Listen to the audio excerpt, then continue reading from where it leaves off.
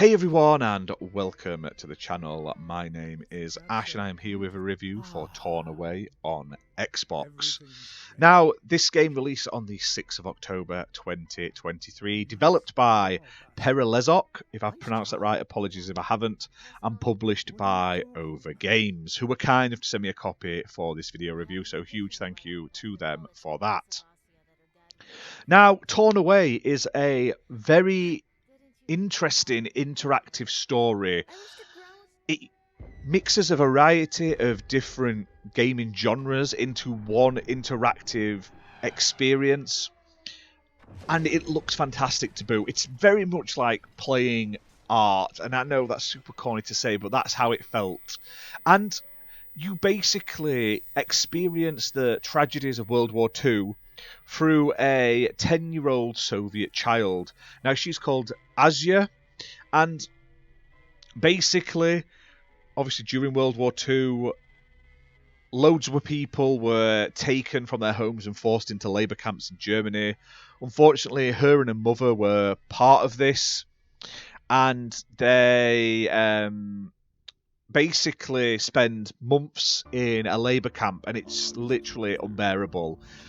After a few months, the girl finally manages to escape, and she wants to make her way home, and that is what this game's all about. It's her story, basically crossing Germany and Poland, basically to get home and reunite with her family.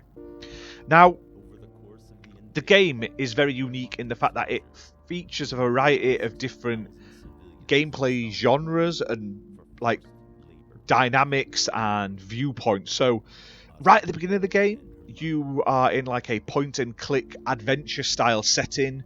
You're interacting with environments to complete puzzles, finding items and stuff like that, to complete a few sort of, I don't want to say challenges, but you've got like a list of things you've got to do.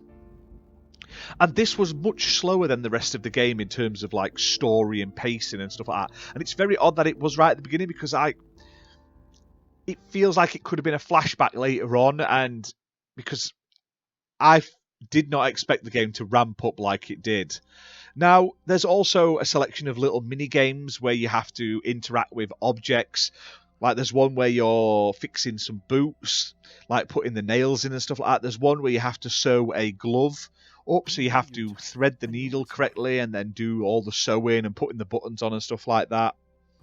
Then there's also like platforming and stealth gameplay in 2D, in which you'll be avoiding guards with their flashlights on you and stuff like that, overcoming obstacles, maybe having to find items to like cut bits of wood so you can climb up them and stuff like that.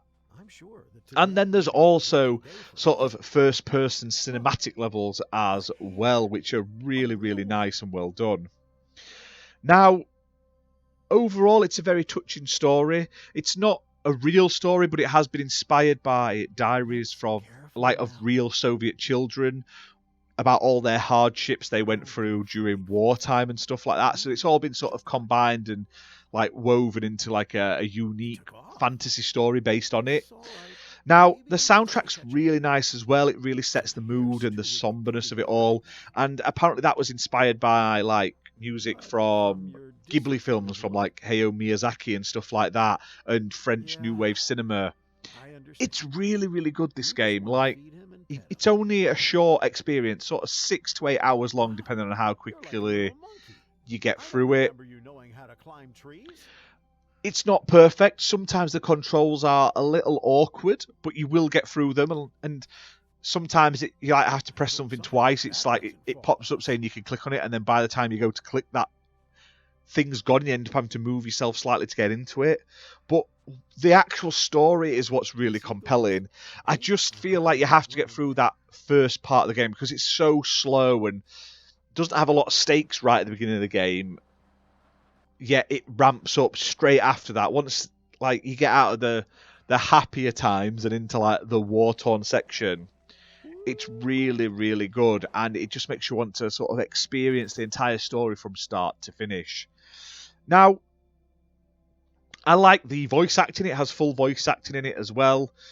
The character sort of talks to her like sock puppet, like glove friend and everything like that. It's very, very, very well done. The art style, the use of colours and everything like that to set the tone, the different environments and the different viewpoints and everything from the game. It's fantastic. Will it be for everyone? No.